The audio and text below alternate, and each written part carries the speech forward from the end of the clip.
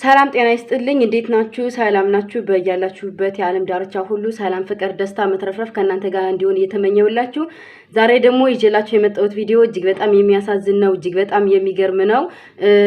አርቲስት ፍሬህይወት ታምራት ወይም ደግሞ የአርቲስት ፍሬህይወት ታምራት አባት የፈጸመው እጅግ በጣም አጸያፊ ወይም ደግሞ የሚያስጠላ ድርጊት አለ ማለት ነው። ነገር ግን በዛ ድርጊት አርቲስት ፍሬህይወት ታምራት እሷም ደግሞ አብራ መጨመሯና አባቷን ድጋፍ በማድረግ ያንን አጸያፊ ድርጊት ለመደበቅ ሞክራለች። ሴቶችን በተመለከተ ባደረገው አባቷ ያደረሰው ሴቶችን የሚጎዳ ነገር ወይም ደግሞ ሴቶችን አስገድዶ መድፈር በተመለከተ አባቷ በአንዲት 17 ዓመቷን ጨርሳ ወደ 18 ዓመት በጀመረች ልጅ ባደረገው አስገድዶ መድፈር ላይ እሷም ተሳትፋ ወይም ደግሞ ድርጊቱ ከተፈጸመ በኋላ የአባቷን ገመና ወይም ደግሞ የአባቷን ድርጊት ስሟ እንዳይጠፋ ብቻ ስትል ለመደበቅ ሞክራለች ማለት ነው። አርቲስት ፍሬህይወት ታምራት ይሄን ታደርጋለች ተብሎ የማይጠበቅ ነገር ነው። በጣም የሚያስጠላ ነው። በጣም የሚያጸይፍ ነው።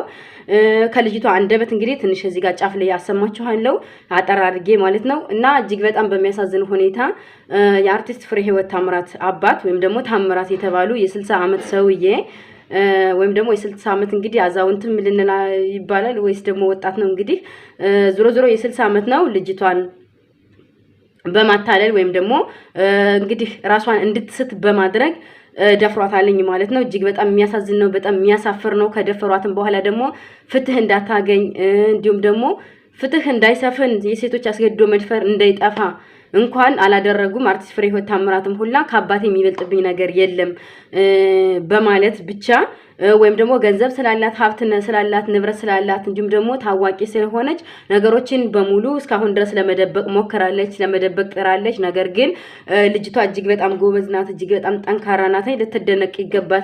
በጣም ጀግና ናት። በእውነት በጣም ጠንክራ ተደፍር ያለውን ብላ አፍራ ወደ ውስጥ ተቀብራ ሳትቀር ነገር ግን ፍትህ ምንም እንኳን ለሷ ባያጋድልላት ፍትህ ለነሱ ቢያጋድልላቸው እንደዛም ብለው ተደፍረው እጅ ከፍንጅም ተይዘው ማስረጃም ሁሉንም ነገር ተሰጧቸው ወይም ደግሞ ፍርድ ቤቱ ሁሉንም ነገር ስለ ልጅቷ እንደተደፈረች ምናምን ታውቆ ሁሉ ነገር ግን በታሰሩ ለ8 ዓመት ከ6 ወር የእስር ቤት ፍርድ ተፈርዶባቸው ነገር ግን በ25 ቀኑ ውስጥ ተፈተዋልኝ ማለት ነው። ልጅቷ እንዳለችው ተፈተዋልኝ። ፍትህ አልተሰጠኝም ለምን ምናምን ብላ እስካሁን ድረስ ፍትህ አልተሰጠኝም ብላ ነገር ግን ከዚህ በኋላ ፍትህ እንደሚሰጣት ማስረጃዎቿንም ራሷም ጠንከራ በዚህ ጉዳይ መስራት እንዳለባትና ልትሰራም እንደሆነ ተናግራለች ማለት ነው። በጣም በመጀመሪያ ነገሩ በሙሉ በጣም ያሳዝናል። እንግዲህ ሰዎች ትልቆችም እንግዲህ በጣም በሚያሳዝነው ሁኔታ ትልቆች ወይም ደግሞ አዛውንቶች ትልቆች ከ60 ዓመት በላይ ማለት እንግዲህ አርቲስት ፍሬህይወት ታምራት ራሷን ችላ አግብታ ወልዳ የሁለት ልጆች የሴት ልጆች እናት ነች። የሁለት የሴት ልጆች እናት ማለት እንግዲህ እናትነትን ታውቃለች በቃ ባጭሩ ማለት ነው።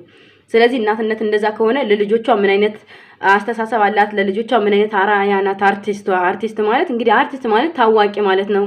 አርቲስት ማለት በተለያዩ የኪነ ጥበብ ሙያዎች ተሳታፊ እንጂ ከዛ በላይ ግን ከሰው በላይ ሰው ማለት አይደሉም በመጀመሪያ ጊዜ ማለት ነው። እና አርቲስቷ የአባቷን ገመና ለመደበቅ መሞከሯ እንዲሁም ደግሞ ልጅቷን በጥቅማ ጥቅም ሰውየውን እንዳትከሰው ወይም ደግሞ የአርቲስት ፍሬህይወትን አባት እንዳትከሰው ወይም ፍርድ ቤት እንዳይቀርብ እንዳይታሰር በመጀመሪያ ልጅቱን በጥቅማ ጥቅም ነገር ለማታለል ሞክረዋረኝ።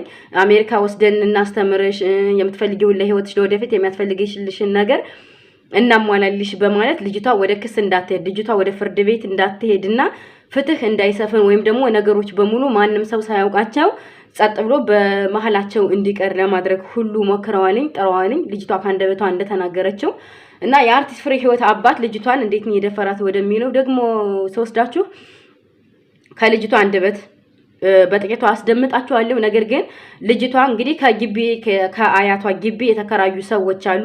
ከዛ መሃል የምትግባባው ሰው አለ። ለ5 ዓመት ያክል የምትግባባው ልጅ አለ፣ ወጣት ልጅ እና ነገር ግን ከወጣቱ ልጅ ጋር እንዳጋጣሚ ካፌ ምናምን ሊዝናኑ ሲሄዱ እሱ ሰውዬ ሁለታቸው ተደዋውለው ተመካክረውበታል ማለት ነው። ከሴቷ ልጅ ውጪ ያን የምታውቀው ልጅና የፍሬህይወት አባት ሁለታቸው ተመካክረው ወይም ደግሞ ተነጋግረውበት ነው ከዛ ቦታ የወሰዷትኝ። በባጃጅ ይዞኝ ሄደን ምትል ባጃጅ እንዳለው ከዛ በፊት አላውቅም። ነገር ግን የሰውዬው የባጃጅ ጋራጅ እንዳለው አውቃለሁ። ባጃጁን ወስዶ ከጋራጅ ነው የነበር ነው የምትለው ልጅቷ። እና ቀጥታ ካፌ ሲሄዱ ያው እሷ ማትወደው ቦታ ምናምን ሄደው አልተመቸኝም ሌላ ቦታ እንቀይር ስትል ሬስቶራንት ወይም ደግሞ ወደ ሆቴል ነገር ሄደው ወደ ውስጥ ልንገባ ስንል አንቺ ሂጅ መጣው ብሎ አንደኛው ሲቀር ያኛው ደግሞ ቆይ እስኪ ላናግረው ይለው እሷ ቀድማ ሄዳ እነሱን እየጠበቀ እነሱ ሁለታቸው መነጋገር ያለባቸውን ነገር ተነጋግረው ልጅቷን እንዴት ማሳመን እንዳለባቸው ተነጋግረው ወደ ውስጥ ሁለታቸውም ተከታትለው መጡ ነው የምትለው። እሷ አላወቀችም በመጀመሪያ እንደሚመካከሩ፣ ነገር ግን ወደ ኋላ ቀርተው ነበር ሊያወሩ ነው የምትለው።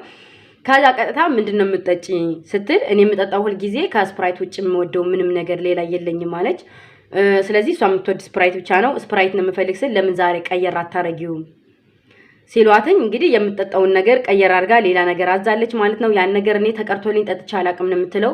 ሽንት ቤት መሄድ ስፈልግ ትልቁ ሰውዬ ወይም ደግሞ የአርቲስት ፍሬህይወት ታምራት አባት ወይም ደግሞ ታምራት ወደ ሽንት ቤት ልትሄድ ስትል እሷ ያንኛውን አብሯት የምትተዋወቀው ልጅ ወይም የምትግባበው ልጅ ማለት ነው እሱን አንተ አብረሃት ሂድ በማለት እሷ ሽንት ቤት ሄዳ ልጁ ምንም ነገር አላደረጋትም። ሽንት ቤት ሄዳ ያው ተጣጥማ ምናምን ስትመለስ ያው ጠብቋት ያው ቦታውን ስለማታውቅ እንድትመለስ ከተደረገ በኋላ ነገር ግን እሷ ያዘዘችው መጠጥ ከዛሬ ተቀርቶ አግኝተዋለች በሃይላንድ። እንግዲህ ከሃይላንዱ ውስጥ ያለው ተቀርቶ በብርጭቆ ምናምን ሆኖ አገኘችው።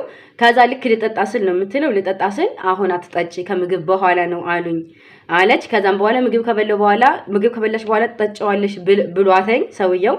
ከዛ ኦኬ ምናምን ችግር የለውም ብዬ ነው አለች። ልክ እሷ ምግብ በልታ ከጨረሰች በኋላ ያንን ጣጣውት ነው የምትል። ልክ ሁሉንም ሙሉ በሙሉ አልጠጣችም እንደተናገረችው ካንደበቷ በትንሽ ነው የቀመስኩት አለ። ከዛም በኋላ ከቀመስኩ በኋላ ያለው ወሰማለው ነገር ግን ምንም አላውቅም። እሷ የምትለው እንግዲህ ምግብ በልታ ያን ነገር እንደጠጣች ብቻ ነው የምታስታውሰው። ከዛ በኋላ ያለውን ነገር ምንም አላስታውስም አለች። ራሷን ስታለኝ ማለት ሳይሆን የምታደርገውን ነገር ወይም ደግሞ እየሆነ ያለውን ነገር አላውቅም። ራሷን ስታ መውደቅ አይደለም ወይም ደግሞ እንቅልፍ መተኛት ምናምን አይደለም። ነገር ግን በራሳችን አእምሮ የምናዘው ነገር ያለ ሆኖ ነገር ግን እሷ በዛ ሰዓት በራሷ አእምሮ ማዘዝ አልቻለችም ማለት ነው። ከዛም በኋላ ራሴን ስነቀሁ የምትለው እኩለ ሌሊት ነው እንግዲህ ሰውየው ያው እሷ ራሷን ማወቅ ካልቻለች ከረሳች በኋላ እንግዲህ እሷ እንዳለችው የልጅቷ ጃኬት በፖሊሶቹ በምንም በምርመራ ሲደረግ ከባጃጁ ነው የተገኘ ማለት ነው። እንግዲህ ከዛና ልጅ ባጃጅ ስለዚህ በባጃጅ አድርገው ሌላ ሆቴል ሄደው ምናምን ከሰውየው ጋር እንድትተኛ ወይም ደግሞ ከሰውየው ጋር እንድታደር አድርገዋል ማለት ነው። ልጅቷ ነቀው የምትለው ሌሊት ላይ ነው።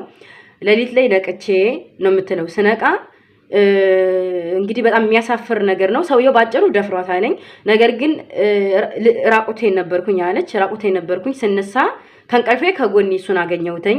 በአጠቃላይ ዝም ብላ የኔ ልብስ መሬት ላይ ወድቋልኝ እሱ ላይ ወንበር ላይ ተቀምጧል አለች። ስትነሳ ራቁቷ መሆኗን ስታየው ሰውነቷ እንደተደፈረች ስታቀጥታ ልብሴን ይዤ ሽንት ቤት ወይም ደግሞ መጸዳጃ ቤት ገብቼ እንዳጋጣሚ ስልኬን አገኘሁት ነው የምትልና ስልኩን እንዳያይብኝ ብላ ደብቃ ቀጥታ ተመልሼ ውጣልኝ ነው ያልኩት ከለበስኩ በኋላ አለች።